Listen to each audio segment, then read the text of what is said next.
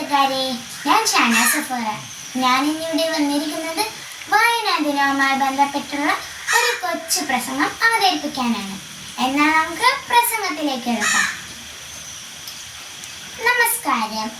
ഇന്ന് ജൂൺ 19 വായനാ ദിനം.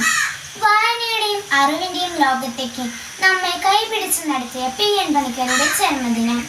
വിദ്യാർത്ഥികളായ നമ്മുടെ കടമയാണ് അറിവ് നേടുക എന്നത്. അതിന് ഏറ്റവും പ്രധാന മാർഗം വായനയാണ്. ലോകത്തിന്റെ വെളിച്ചമാണ് പുസ്തകങ്ങൾ. ആ വെളിച്ചം കണ്ടുവേണം നമ്മൾ വളരാൻ. നമ്മുടെ പുസ്തകങ്ങളോട് ചങ്ങാത്തം കൂടി നമ്മുടെ മാനസികവും ബുദ്ധിപരവുമായ കഴിവുകൾ വികസിപ്പിക്കാം. എന്നാൽ ഇന്ന് വായന കുറഞ്ഞു വരികയാണ്. നമ്മുടെ പുതിയ തലമുറ മൊബൈലിലും കമ്പ്യൂട്ടറിലുമായി ചുരുങ്ങിപ്പോകുന്നു. വായിച്ചാലും വളരും, വായിച്ചില്ലെങ്കിലും വളരും.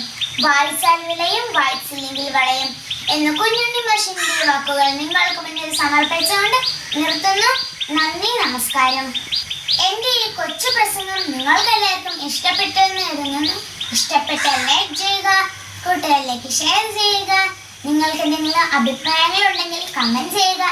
സബ്സ്ക്രൈബ് കൂടി ചെയ്യണേ. Bye bye.